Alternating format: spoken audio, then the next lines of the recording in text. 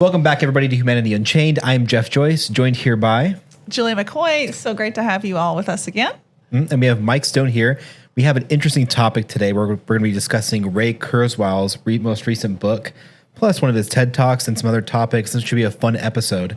Can't wait to share it all with you. Let's get started. Well, let's get started. So Ray Kurzweil is one of the most self-proclaimed, most accurate technologists that's predicted what our future will hold in technology. So for 3 decades straight, he's made over 147 predictions, and he claims an 86% accuracy rate.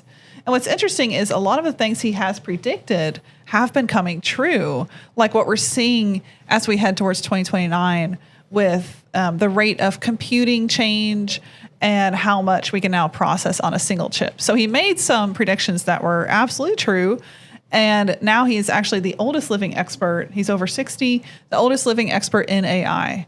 So that's pretty interesting too. And his belief is if you just keep living for the next 5 years, you will achieve something so crazy it's hard to picture. So his latest book, The Singularity is Nearer, just came out towards early June here in 2024 as of recording this. I read his other book, The Singularity is Near, which was published in 2005, makes some pretty wild predictions. So I was really interested to get my hands on this book, and I have some thoughts on the follow-up book, which we're here to discuss with Mike, who is a wealth of wisdom on these topics as well.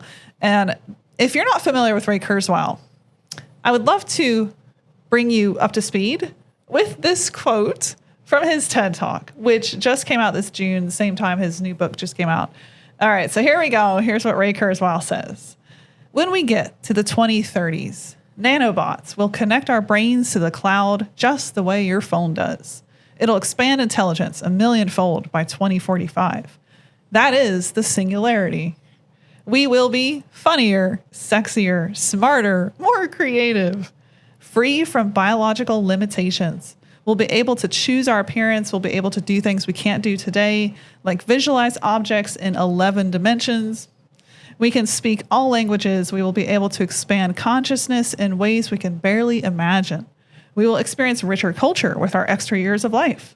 So I've recently become a grandfather. I'm very much looking forward to that, spending more time with family, friends, loving and being loved, all enhanced by AI. I believe this gives life its greatest meaning.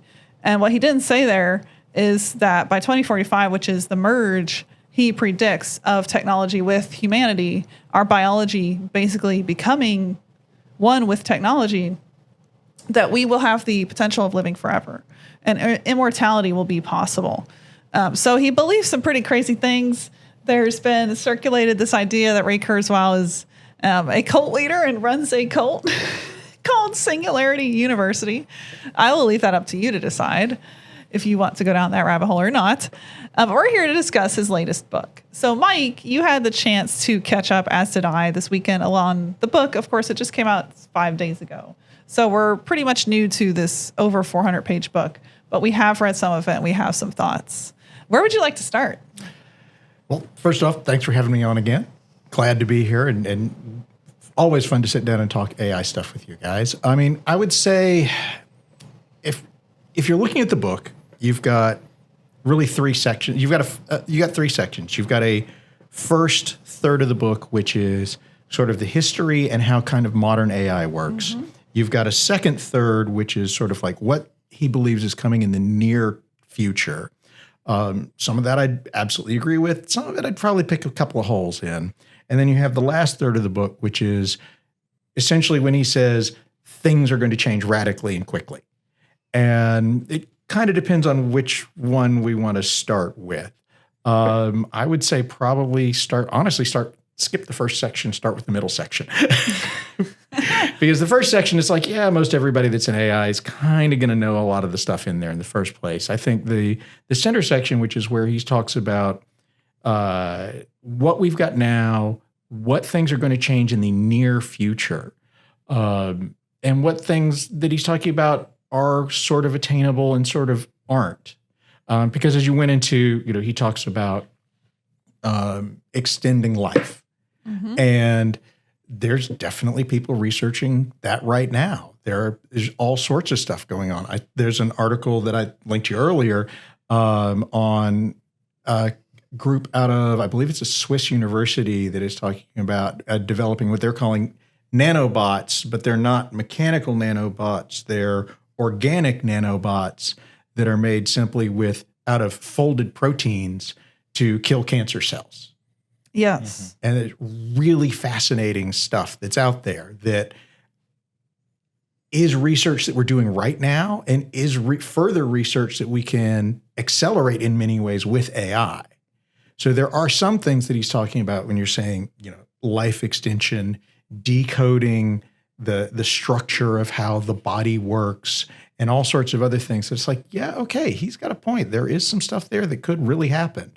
And it might not take long for some of that to happen. Yes, agreed. Yeah, I think for me as well, the first part of the book, I was kind of chuckling. In fact, I came into work Monday and I was telling JJ, who's starting to read these books with me, I'll give you the lowdown so far. What I've read is Ray saying my first book was fully accurate. Here's why. That's it. That's all you need to know. You're caught up on the sequel now. Yep. But that's what the first part kind of felt like. What was interesting was he reinforced the idea of the 6 epochs, which is something he talks about in the first book as well. And he's kind of like minimized the evolution of humanity down to these 6 periods of time where we went from, even before mammals were here, to evolving, to having a brain.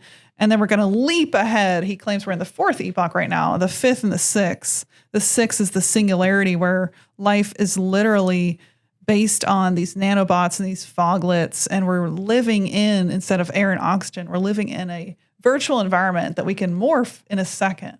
Yeah, well, yes and no. So one thing that kind of, that to me partly breaks down when he gets that far ahead is he doesn't go all the way to saying we'll be digital consciousnesses of some form, we'll leave the body behind, we'll live in foglets or the cloud or everything else. Very, very far science fiction concepts. One of the things he's saying is that we will have the ability to extend our consciousness out to the cloud. And in some ways, and this is obviously, last third of the book, in some ways, I think that's where the whole idea starts to break down. My background is lots and lots of IT. I'm a implementer and a fixer in IT. I'm one of those people that says, this isn't working right. Why? Or this suddenly crashed. Why? So when people come up with an idea that's like, hey, I want to take the idea of taking human consciousness and extending it out to another location, not transferring it, but extending it. My mind starts going to, how are you going to accomplish this? Because there's some physics problems that you start to run into here. And he has a tendency, if you look at both the book and the TED Talk, to sort of just wave away all those things with nanomachines. He does. That AI is going to make nanomachines and everything's going to work.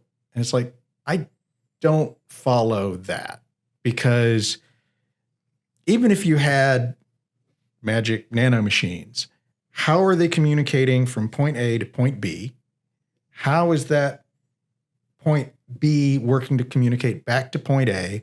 What happens if there's problems?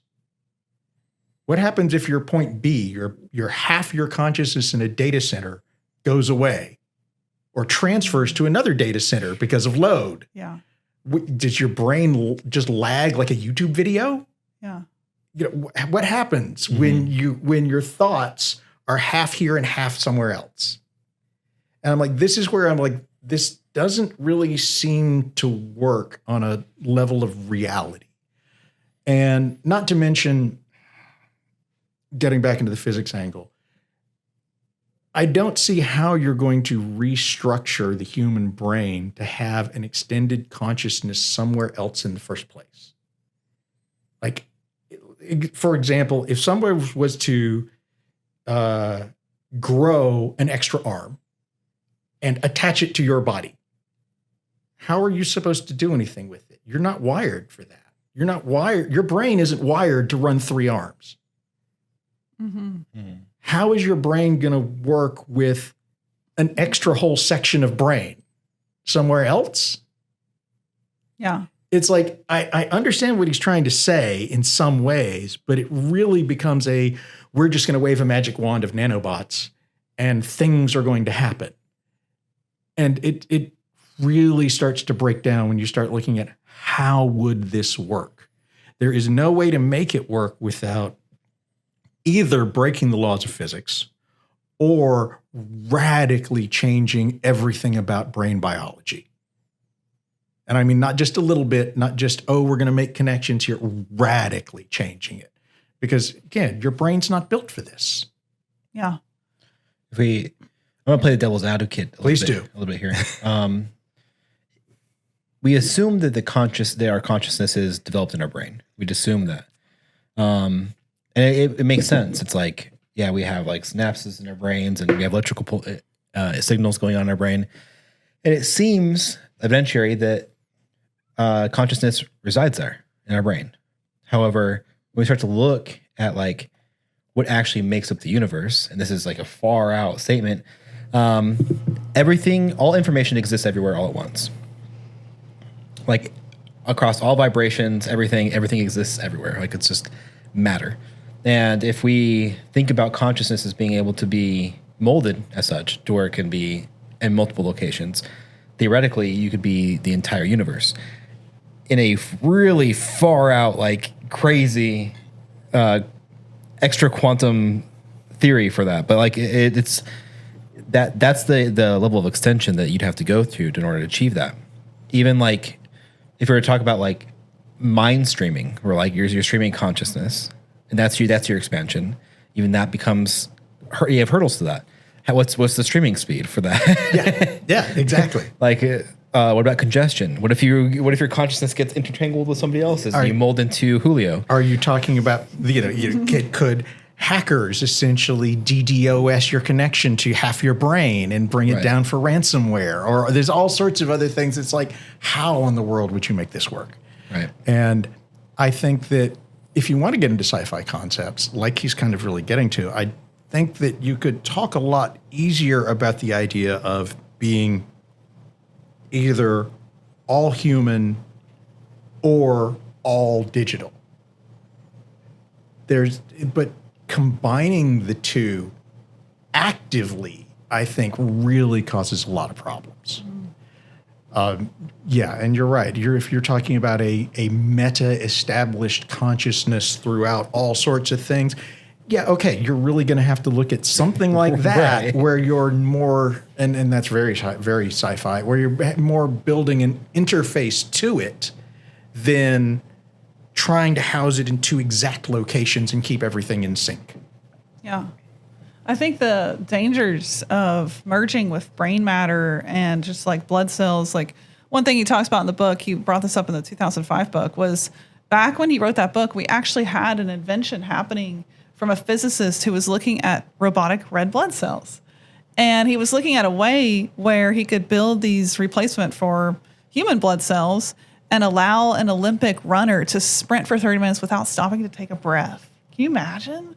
Like not having to stop and like need to do a human function because we've been biohacked with something like that, but it couldn't be installed in the body. You know, that was 2005. So we're facing these hurdles of combining brain matter, biological matter with these robotic elements, but also to play the devil's advocate.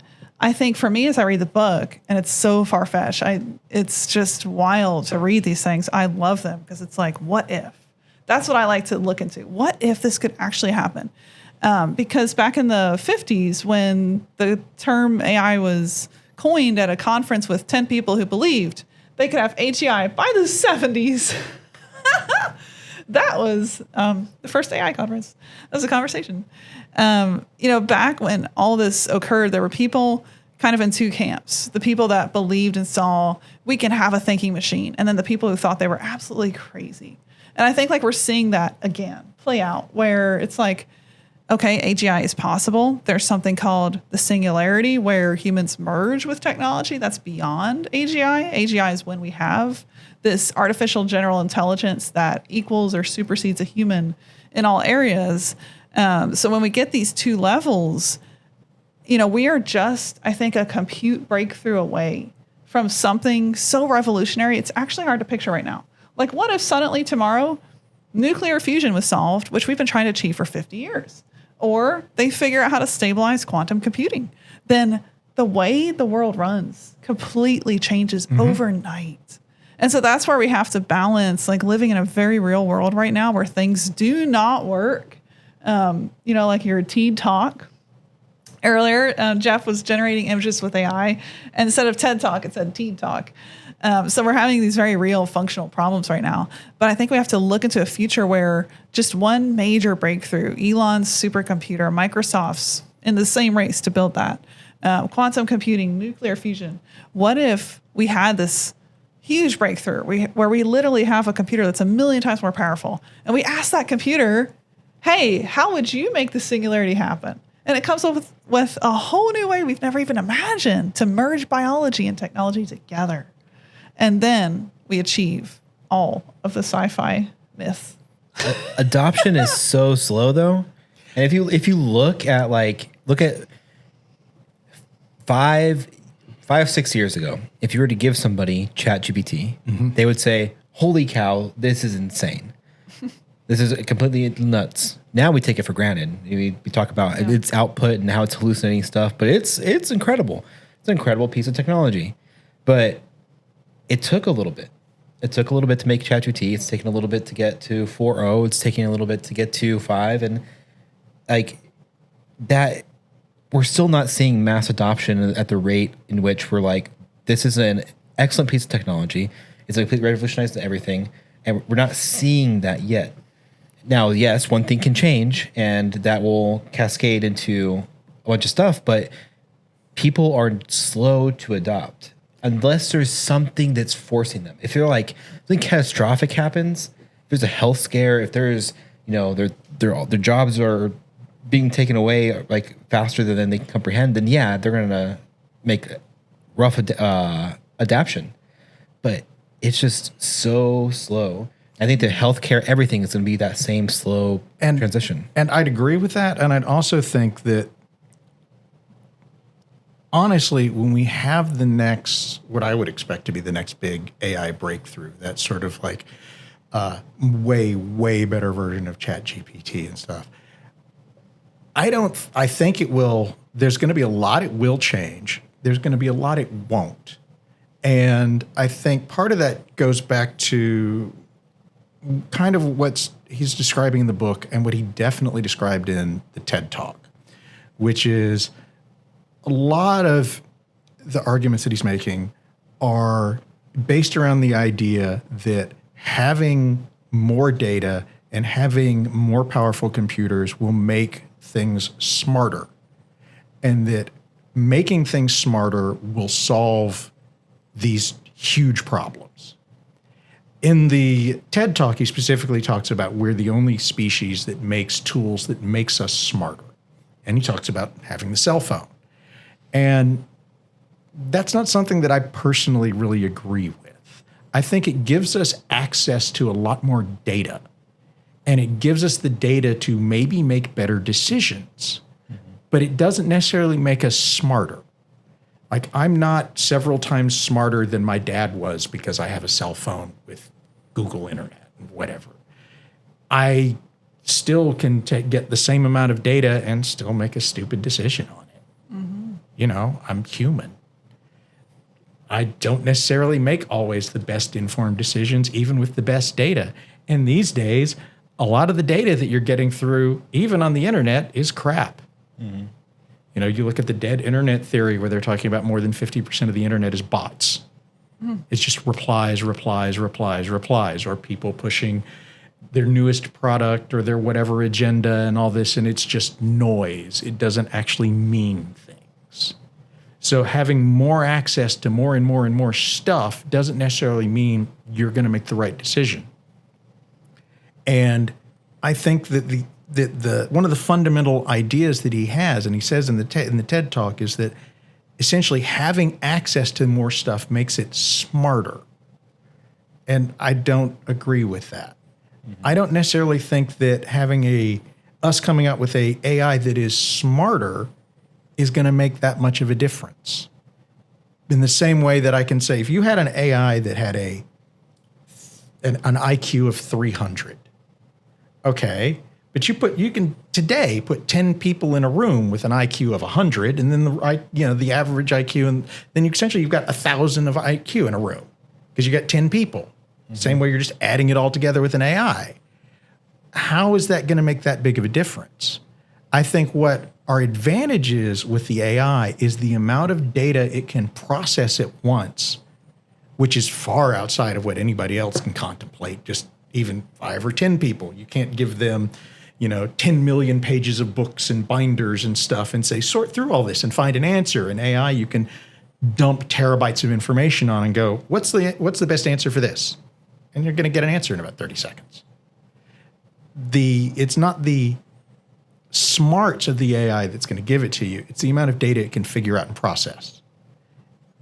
But it goes back to kind of what I was when you guys first had me on, and I was talking about the Craig Martell video from DEF CON. And one of the things he says, it's about the data. The data that goes in has to be right. It has to know what kind of data it is. It has to know how to use it. I don't think that, as he says, piling more and more data is going to make things smarter and we're magically going to figure out Star Trek replicators or transporters to the moon or nanotechnology just all of a sudden just because we've got so much data in an AI. It doesn't mean that having more data doesn't mean you're going to magically solve problems.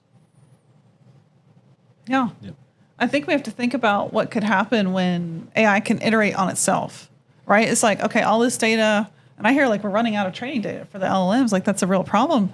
But the next stage beyond that is synthetic data. Mm-hmm. And when you think about what AI can do, if you basically allow it to create its own, that is a really interesting territory. And that's where I think, that's where I would go. I don't think Ray does as good a job. He, and maybe it just comes from, he started with this in the 60s and they didn't have any answer, because he actually says that when we went from symbolic AI to connectionist AI, which is when we went to the neural nets and we left formulaic AI computation behind. So we basically were like, okay, we can solve AI in 2 ways. We can create a bunch of rules, or we can like try to recreate the neural net. And it was interesting because when they went, he says this in the book, I love this picture. He says when they went from smart rules to dumb nodes, that's when this began to figure itself out. And that's when it solved Go, because it was basically given this game and then infinite possibilities to solve that game. And the AI figured itself on its own. It figured it out with the data available. But again, like that does go back to your data point where you have to have some accurate data. But I think if we allow room, not the room Ray Kurzweil allows, because he calls this a black box. So it's like, okay, well, that's not very helpful. Connectionist AI is a black box. That's what he says in the latest book, actually. But if we allow for a better picture with a bit more science to back it up, a bit more explanations, and so many AI thought leaders now are kind of adding to that, but I think we have yet to see. There's a lot of speculation, a lot of noise. But if we have this pathway where AI and the computational power to run it corresponds, and then we get smarter and smarter versions, not because of an aggregation of data, but because the AI itself gets smarter and smarter at reasoning, then I think we are going to see like massive breakthroughs where we can achieve some of these things. Like, can robotic red blood cells be installed in a human that wants to be the best Olympic sprinter of all time, and Battle of the Bots occurs instead of watching 2 humans, we're watching 2 modified, biohacked. Is that even human, right? There's so many questions here. Are we even watching humans anymore if they're biohacked to that degree? But I think what's interesting is that path, following that path of, can AI that becomes so smart, creates its own data to train itself because it realizes human data is quite fallible. Yikes. Let's just look at all the years of politics. Then we see this pathway where AI training itself to get smarter and smarter can really bring us these breakthroughs that do give us this level of abundance that's beyond imagination. Unless AI trains on stupid data, then that stupid data becomes stupid AI. Well, that's where it's like, create your own data. Yeah. And that also goes back to, you need AIs that aren't going to randomly hallucinate on stuff. Yep. Because even if you give an AI that would hallucinate good data, you may not get a good output. Yeah. And if you have something in a self-referential learning loop, you're just eventually going to hit a bad bit of hallucination there, and the entire thing's either going to go off the rails or completely crater and crash itself because it's just got data that it has absolutely no basis with reality, or it's outputting data that has absolutely no basis with reality, like your TED Talk thing. Mm-hmm. I mean, it is, we've got to, and he talks about self-referential learning as one of the big things to come in AI, where AI can program itself. Mm-hmm. But he doesn't talk about the fact that the first thing we need to solve with that is the fact that the output that it has to create for each loop has to be right. Yeah. You can't have junk data in that, because even if you have junk data that's a tiny problem and and it doesn't cause a complete crash, and you still build on it and build on it and build on it, build on it, you may not notice that until 1,000 iterations in the future, 5,000 iterations in the future, and all of a sudden you're getting something that says 1 + 1 = 3, mm-hmm. or gives you an answer of all you have to do is build these magic nanobots over here in a way that absolutely is impossible because it's based on bad science from a loop. Mm-hmm. We've got to solve that problem first. Yeah, one of the other problem is we have to solve reasoning, not predictive. We're currently in a predictive state where everything's predictive and it assumes that it knows. Yes. And AI's ability to reason really changes everything, because if it can understand correlations between, and this will come later on, no doubt, with vision models like improving with voice models and how all those relate to each other. And AI starts to understand embodiment more, and what creates like human interactions. Like, what is a human? What does that entail? What is the motion of a human when you're creating images, when you're creating videos, all that kind of stuff? When it starts to understand those relations and creates hierarchies, then we start going into deep reasoning with AI, where it understands the physical world. Yep. And once it understands the physical world, it's like, well, then it can stop hallucinating, because then it can reason itself out of problematic predictive behaviors. Yeah. And compute can solve that. We can have enough data and understanding from multiple data points, from streaming video, from streaming audio, from text, and all of that, even sensory stuff. We see like stuff like Tesla Optimus Bot understanding touch. And once we have all that data, it can start to map a real world, but it's going to take time. Yeah, and I agree. And I think we've talked briefly before where I've said, the next big jump in AI may not be an LLM. Mm-hmm. It may be something completely different, but the LLMs will help us get there. Yes. Yeah. And we may not ever get an LLM that will do exactly what you're saying, which is that sort of contextual understanding of the question and what the answer needs to be, instead of just statistical probability of what the words in the chain are. But the LLM may be part of the creative ability to get us to that point. Yeah, I think that the LLM could get us there, but it might. Much harder. Yes. It's much harder. It might. I'm just saying that the option's open for other things. Right. Everything can be like brought down to the base level of like descriptors, and you can tag that way, but it's not really something that I think that is worth pursuing.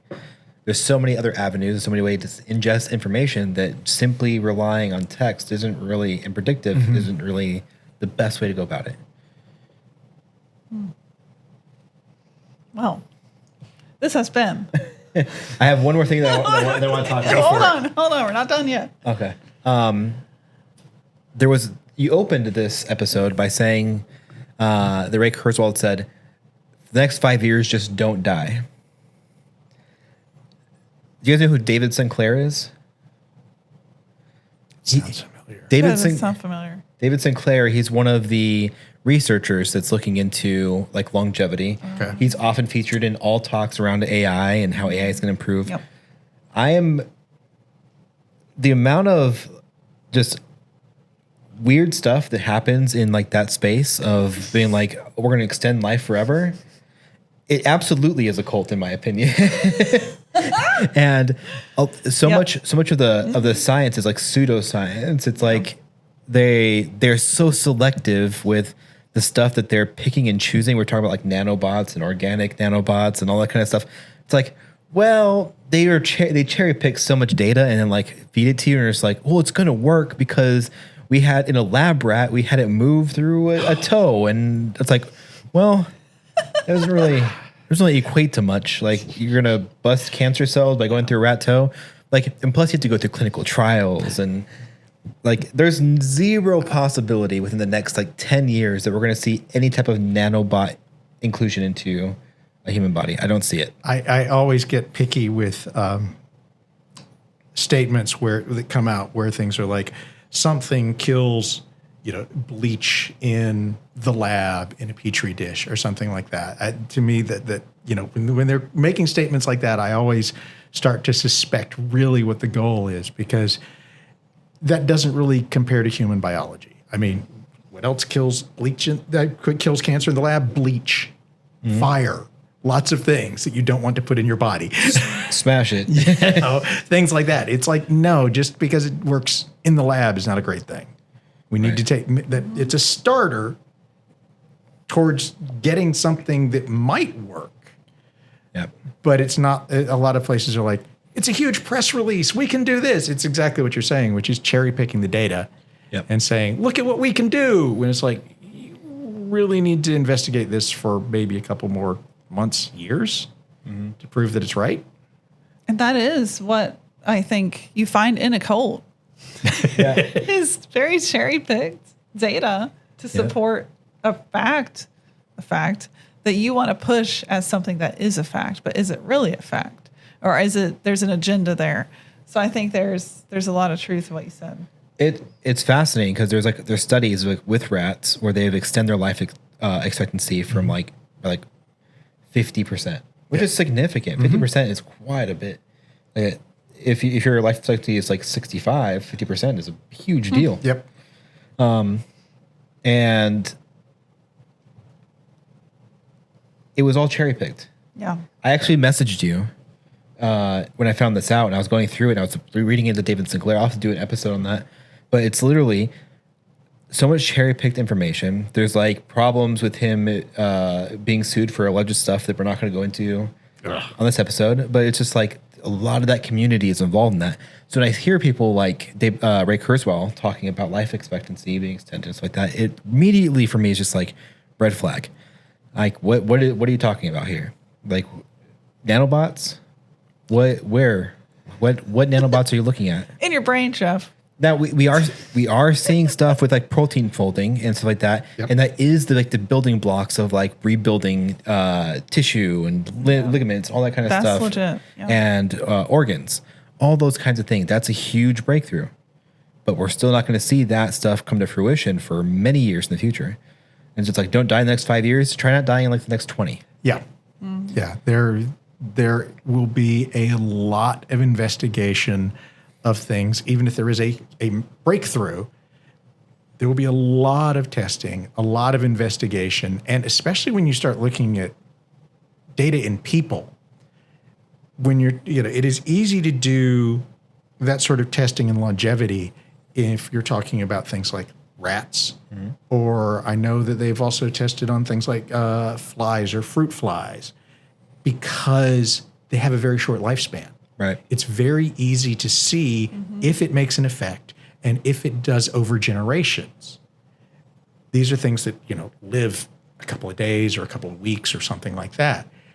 If you make something that says, we extend the human life by 10 years, how are you really going to test that?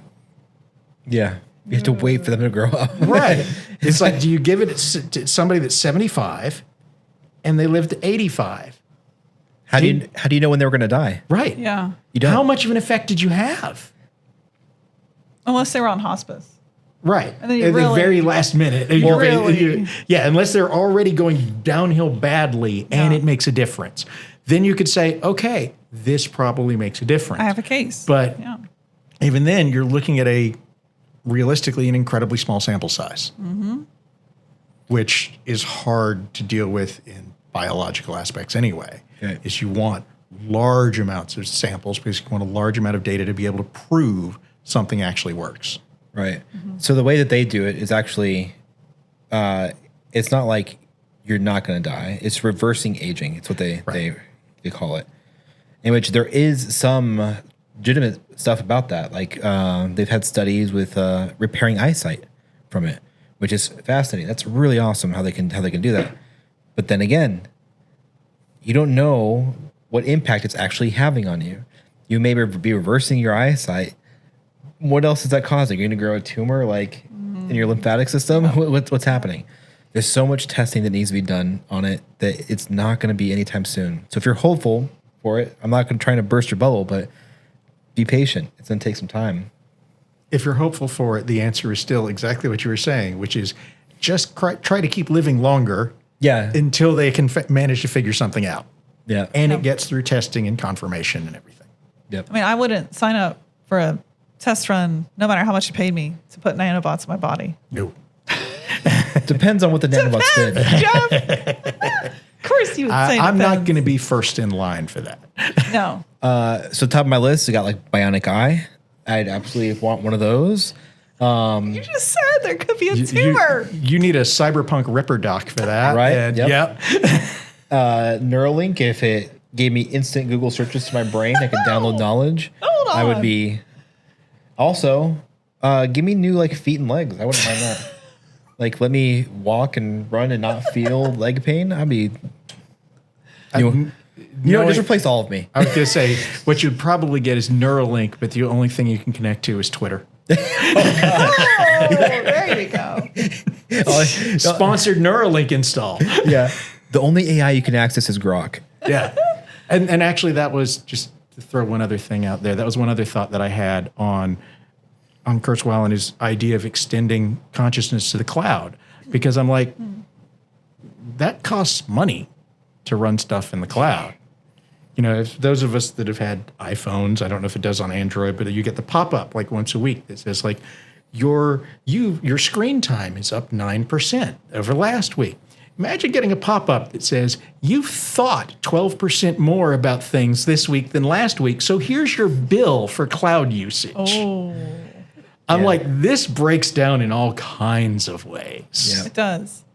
It does. And to play the devil's advocate, I think we have to remember it breaks down in our day and age right now. Yeah. But what about the future when we have AGI, when we have these incredible things? I don't think AGI is going to prevent things from breaking. And Yeah. I think that the way he's got it modeled in the book and stuff is once you hit nanobots, everything just works. There aren't any problems. Everything works. It's going to be magic.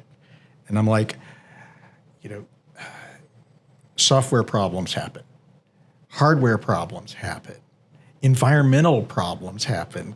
Major companies don't put data centers near each other in case there's something like a tornado or a flood or an earthquake. All of these things happen. What happens with your consciousness when something breaks in the chain? Mm-hmm. And that's why I think that what he's saying isn't really going to work the way he says it will. That, yes, we could go into either having a physical consciousness within us that maybe you could do some more stuff to, like add the ability to do Google searches, information access, things like that, or going the all digital route way, way, way in the future. But extending something where you're keeping both of them in sync at the same time, I don't think is feasible. At least not when he's talking about, which is like 2045, 2049. No. Yeah. Interesting. Well, you heard it from Mike Stone. Yep. The singularity is not possible. I may or may not be right about that. We'll find out. Yeah. We will have Mike back. Hopefully we'll all be here long enough to find out. Right. 20 years from now. Yep. We got this. Without nanobots. Right. That feels like a good place Yeah. to wrap. Very interesting episode. This is awesome. It's always a pleasure to have you on. Thank you. Yes. Pleasure to be here. Yeah. We will have more episodes with Mike. We're actually, I just got in as an influencer to AI4, North America's largest conference on AI. Mike's going, we're going. Yep. So we'll have a lot more in store coming up on the state of AI with Mike as a special guest. Thank you. All right, bye, everybody.